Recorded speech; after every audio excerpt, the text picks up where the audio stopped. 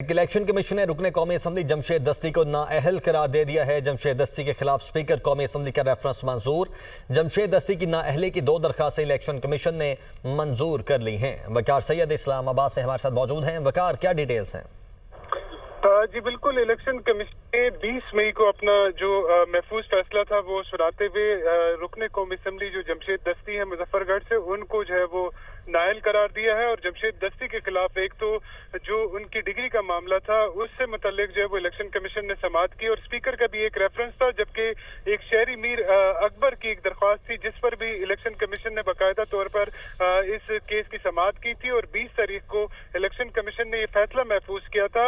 ताहम जो election commission ने जो नाअहली की दोनों दरख्वास्तें थी उसको जो है वो मंजूर कर लिया है और रुकने कौमी असम्बली जमशेद दस्ती को जो है वो नाअहल करार दिया है। जबकि जो 20 मई की जो समाअत थी उसमें भी जो दरख्वास्त गुजार थे उनकी जानिब से इनके जो डिग्री पर एतराज़ात आयद किए थे, तो उस वक्त मेंबर सिंध की जानिब से कहा गया था कि जब ये अगर ये डिग्री सिंध की है तो वहां पर मुतलका बोर्ड से जो है इसकी तस्दीक भी कराई जाएगी। चूंकि ये फैसला महफूज था, अब से कुछ देर बाद बाकायदा तौर पर इसका तहरीरी ऑर्डर जो है वो जारी किया जाएगा, उसमें मजीद जो है वो तफसीलात सामने आएंगे। लेकिन जो जमशेद दस्ती है उनको मुजफ्फरगढ़ से वो रुकने कौमी असम्बली मुंतखब हुए थे, उनको इलेक्शन कमीशन ने जाली डिग्री और स्पीकर रेफरेंस में जो तजाद है उनके और कुछ ही देर में डिटेल फैसला भी सामने आ जाएगा। वकार, बहुत शुक्रिया आपका।